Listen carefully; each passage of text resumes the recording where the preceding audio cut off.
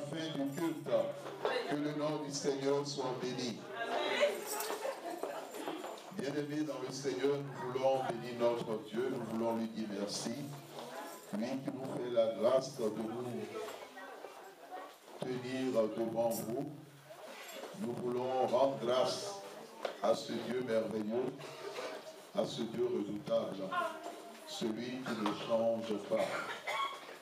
Nous allons inviter notre frère Bout à nous aider ce matin pour la lecture de la parole de Dieu. Actes chapitre 8, les versets 26 à 40. Actes chapitre 8. Ouvrons nos Bibles dans le livre des Actes, le chapitre 8, les versets 26 à 40.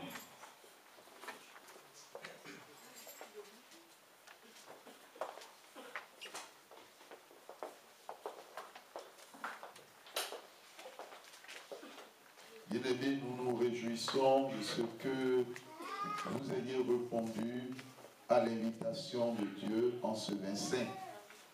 Lorsque nous avons dit que nous avons le culte le 25, certaines personnes ont dit, mais le 25, vous ne pouvez pas laisser les gens aller fêter dans leur famille.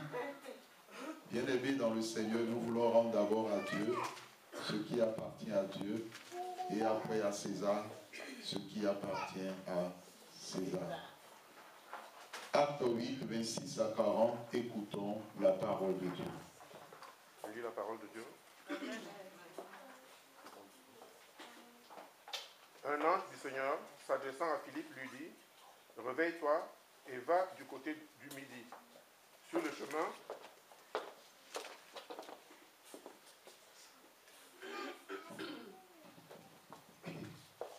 un ange du Seigneur, s'adressant à Philippe, lui dit, « Lève-toi et va du côté du midi, sur le chemin qui descend de Jérusalem à Gaza, celui qui est désert. » Il se leva et partit.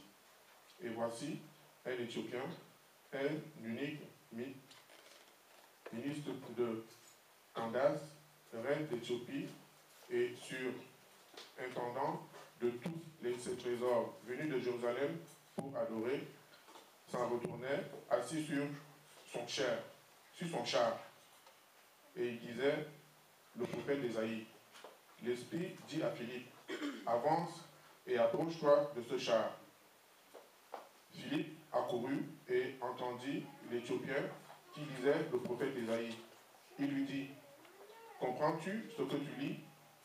Il répondit, comment le pourrais-je si quelqu'un ne me guide? Et il invita Philippe à monter et à s'asseoir avec lui.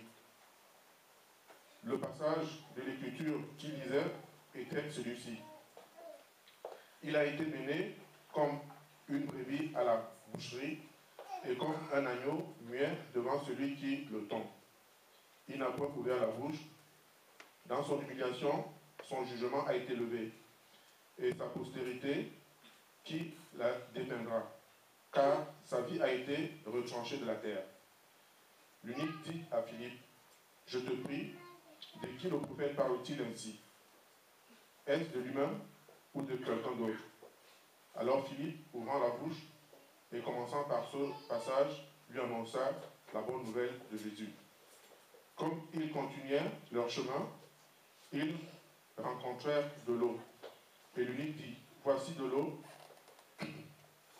qu'est-ce qui empêche que je sois baptisé? Philippe dit, si tu crois de tout ton cœur, cela est possible. L'unique répondit, je crois que Jésus-Christ est le Fils de Dieu. Il fit arrêter le char. Philippe et l'unique descendirent tous deux dans l'eau, et Philippe baptisa l'unique. Quand ils furent sortis de l'eau, l'Esprit du Seigneur enleva Philippe, et l'unique ne le vit plus. Tandis que joyeux, il poursuivait sa route, Philippe se trouva dans Azote, d'où il alla jusqu'à Césarée, en évangélisant toutes les villes par lesquelles il passait. Amen. Amen. Bien-aimés dans le Seigneur, voici la parole que Dieu veut partager avec toi. Ce qui est important, c'est ta relation avec Dieu. Donc le thème, c'est ma relation avec Dieu. Il est très important qu'à un moment donné, le chrétien se pose la question sur sa relation avec Dieu avant de pouvoir avancer. Et c'est une question qui urge lorsque nous tendons vers la fin de l'année. As-tu pris le temps de pouvoir t'examiner et examiner ta relation avec Dieu depuis le 1er janvier à ce jour? Lorsque tu tends vers la fin de l'année, il est très important que tu examines ta relation avec le Seigneur. Vous saviez, ceux qui ont des entreprises, ils font ce qu'on appelle le bilan. Lorsqu'ils commencent leurs activités, ils font des chiffres d'affaires et à la fin de l'année, ils dressent ce que l'on appelle un bilan. Et dans le bilan, il y a des actifs, il y a des passifs.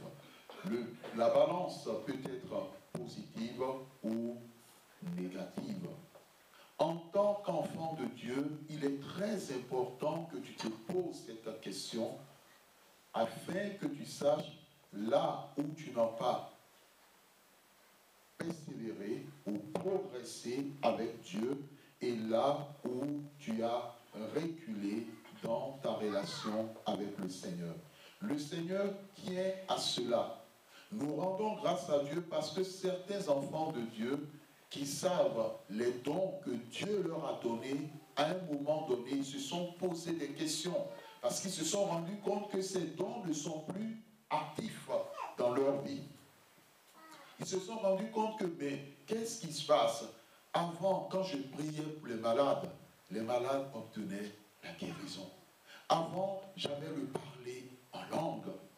Avant, je sentais la présence du Saint-Esprit au jour le jour. Avant, quand je mettais à genoux, je commençais à prier, je pourrais passer 30 minutes, 45 minutes, 1 heure de temps. Heureux dans la présence de Dieu. Mais aujourd'hui, je ne comprends rien. Qu'est-ce qui ne va pas? Avant, je lisais au moins la parole de Dieu. Je méditais la parole de Dieu au moins 2 fois par jour. Mais aujourd'hui, même pas une seule fois. Ce sont autant d'interrogations, autant de questionnements qui doivent t'amener à te positionner par rapport à tes dons et par rapport à ton ministère. Bien-aimés dans le Seigneur, l'heure du bilan avec Dieu est très important. Certaines personnes peuvent se poser la question, mais moi je ne sais pas si j'ai un don ou le don que Dieu me donnera. Mais l'année dans laquelle nous allons entrer avec l'aide de Dieu, parce que c'est Dieu qui permet à une personne de passer d'une année à une autre, ce ne sont pas nos efforts, ce n'est pas notre pouvoir, ce n'est pas notre force, mais c'est uniquement la grâce du Seigneur. Amen. L'heure du bilan est très important. Noël, la naissance de Jésus-Christ, qui préfigure en même temps sa mort, sa résurrection et son élévation. Dans le texte que nous avons lu, on nous parle d'un serviteur de Dieu, d'un chrétien. Vous connaissez l'histoire de Philippe. Philippe, au départ, il était quoi? Pour ceux qui connaissent l'histoire de Philippe, il était quoi au départ, Philippe? Non, ah non, pas ce Philippe-là, c'est pas un apôtre. Nous savons que parmi les disciples, et on parle de Philippe. C'est un diacre. Ce Philippe, c'est un diacre. Donc, les diacres ont été élus par les apôtres. Lorsqu'il y a eu des murmures dans l'église, il fait partie de ces diacres. Donc, Philippe était diacre au départ. Mais on le voit en train d'accomplir une œuvre d'évangélisation. Il est passé de diacre à la prière de guérison, à la prière de délivrance, parce que quand vous lisez le texte qui précède, on voit l'œuvre de Dieu au travers des mains de Philippe. Mon frère, ma soeur, Dieu veut te dire en ce jour qu'il veut travailler avec toi. Il veut t'utiliser pour accomplir de grandes choses. Mais il faut que toi-même, dans ton cœur, tu aies cette conviction que Dieu a besoin de toi. Bien-aimé dans le Seigneur, sûrement certaines personnes peuvent dire, mais moi j'ai tel don, mais je suis dans une église, on ne laisse pas les dons. Ça c'est entièrement faux. Dans cette église, nous avons commencé, depuis que nous étions à Rony, un travail pour que les gens puissent passer devant. Et à plusieurs reprises, nous avons répété, ceux qui connaissent leur don, de les communiquer au ministre de Dieu. Ceux qui ont communiqué leur don au ministre de Dieu, le ministre de Dieu suit les personnes sans leur dire qu'il est en train de les suivre. Quand je dis suit, ce n'est pas que je suis derrière vous, hein, dans votre maison, ce n'est pas ça. Mais dans l'assemblée, j'essaie de voir l'attitude, le comportement.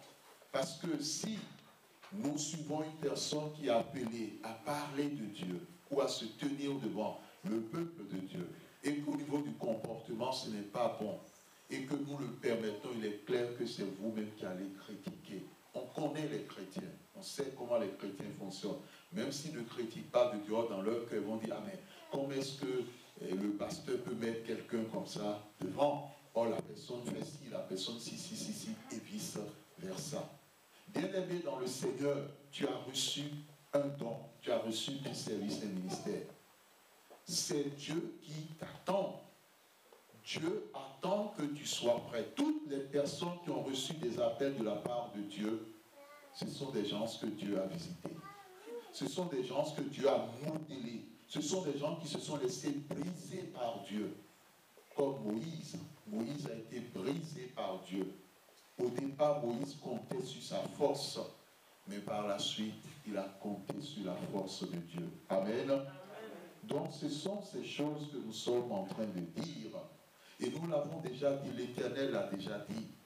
Si c'est ton orgueil ou ton égoïsme qui est un obstacle à l'œuvre de Dieu, règle ce problème avec Dieu. Parce que l'Éternel me dit, l'orgueilleux n'a pas sa place à son autel. Les choses sont claires et nous l'avons déjà dit. L'humilité. Parce que si on permet un orgueilleux de venir devant, bien aimé, il y a une chose que nous devons comprendre. Quand on entre dans la présence de Dieu, donc dans la zone de l'autel, ou dans la gloire de Dieu, si tu es orgueilleux, tu deviendras pire. Tu deviendras pire. Au jour le jour, ton comportement deviendra pire. Mais lorsque tu es humble, on a l'opposé. Au jour le jour, tu grandiras en élévation, avec puissance et avec gloire. Voici comment l'Éternel agit. Un ange du Seigneur s'est adressé à Philippe, qui dans sa vie a déjà reçu la visite d'un ange du Seigneur, où Dieu s'est révélé à la personne, Dieu a parlé à la personne. Et la personne est sûre que c'est Dieu, ce n'est pas le diable, hein. Il ne faut pas qu'on se trompe, parce que la Bible dit, le diable se transforme aussi en ange de lumière. Mais est-ce que vous saviez que Dieu peut vous visiter directement lui-même, en prenant l'apparence de son ange, pas avec les ailes, hein. Oui, pas avec les ailes, comme dans Isaïe. Parce que beaucoup se sont appuyés sur Isaïe pour dire que les anges de Dieu, ils ont des ailes. Les anges peuvent voler sans les ailes, hein. Vous le savez. Jésus a volé, hein. L'ascension. Il n'a pas eu d'ailes, hein. Vous l'avez vu des ailes dans son dos. Jésus n'a pas eu d'ailes au dos. Donc, bien-aimé dans le Seigneur, l'ange du Seigneur s'est adressé à Philippe. Et qu'est-ce qu'il lui dit? Il lui dit, lève-toi, va dans telle direction, qui est désert. Ce que Dieu veut de toi lorsqu'il te parle, écoute. La parole de Dieu, elle est vie. Si Dieu te dit, mon enfant, fais ceci, fais-le. Si tu es là ce matin et que tu as fait une promesse à Dieu et tu n'as pas encore tenu cette promesse, il faut que tu te réconcilies avec le Seigneur. La Bible dit, lorsque tu fais un vœu à l'Éternel et que tu n'arrives pas à accomplir ce vœu, il faut que tu ailles voir Dieu pour dire, Seigneur, je ne peux pas l'accomplir. Je te demande pardon d'avoir formulé ce vœu. Première chose. Deuxième chose, il faut demander à Dieu de briser la malédiction. Parce que quand tu fais un vœu et tu ne l'accomplis pas, tu risques d'être frappé par une malédiction. Je sais qu'un des frères de l'église a fait un vœu par rapport à la batterie, je ne donne pas de nom, mais on veut rassurer le frère pour lui dire, quand Dieu lui donnera les opportunités, il va simplement répondre par rapport au prix de la batterie. Il n'y a pas de problème. Mais comme l'église avance, Dieu avance. Dans l'année dans laquelle Dieu nous fera entrer, le thème que nous voulons aborder, c'est un thème où Dieu n'attendra pas les retardataires. Pas ceux qui viennent à l'église en retard, mais ceux qui traînent au lieu d'avancer avec Dieu. Ceux à qui Dieu parle, qui ne veulent pas écouter et qui veulent faire leur propre volonté. Dieu n'a pas de temps à perdre. Dieu veut avancer. Et vous le verrez, Dieu avancera avec puissance. Mon frère, ma soeur, Philippe a reçu une direction et on lui demande d'aller dans un lieu désert. Qu'est-ce que toi tu peux aller faire dans un lieu désert? Qu'est-ce qu'il y a dans le désert? Il n'y a personne. Mais le Saint-Esprit parle. Moi, je suis conscient d'une chose et convaincu d'une chose. L'église dans laquelle vous êtes aujourd'hui, c'est une grande église. Mais le problème, combien parmi nous font l'œuvre d'évangélisation? C'est ça la question. Lorsque Dieu nous parle, est-ce que nous le faisons? Vous verrez dans ce texte, le Saint-Esprit a dit à Philippe de s'approcher du char sur lequel était l'eunuque éthiopien. Est-ce qu'il a endurci son cœur? Non. Il a obéi. Il a obéi. Bien-aimé dans le Seigneur. On dit, avance, verset 29, et approche-toi de ce char. Et Philippe, la Bible dit, il a couru. Il n'a pas dit, bon, est-ce que non? Il est allé avec toute la force possible. Et c'est comme ça que Dieu a sauvé ce eunuque éthiopien. Le Seigneur veut te dire ce matin qu'il a besoin de toi. Et quand il le dit sincèrement et profondément. Il a besoin des dons qu'il a déposés dans ta vie. Mais pour cela, commence d'abord à l'écouter. Commence d'abord à suivre ce qu'il te dit. Il est fidèle dans toutes ses voies. À travers ce texte, Dieu peut te parler directement. Dieu, comme nous l'avons vu dans le texte, peut utiliser le Saint-Esprit pour te parler. Tous ceux qui sont enfants de Dieu sont conduits par l'Esprit de Dieu. Et enfin, Dieu peut utiliser un de ses serviteurs pour te parler. Dans ce texte, on a les trois personnes qui ont parlé. 1, Dieu, donc l'ange du Seigneur. 2, le Saint-Esprit. Et 3, Philippe. Et à la fin, nous avons une œuvre de salut. Et donc, ces trois dimensions, ces trois éléments, ne les oublie jamais. Le Seigneur peut te parler directement. Il peut, par le Saint-Esprit, te parler. Et enfin, la troisième chose, utiliser un de ses serviteurs ou une de ses servantes pour te parler. Que le Seigneur bénisse sa parole dans nos cœurs. Amen. Amen.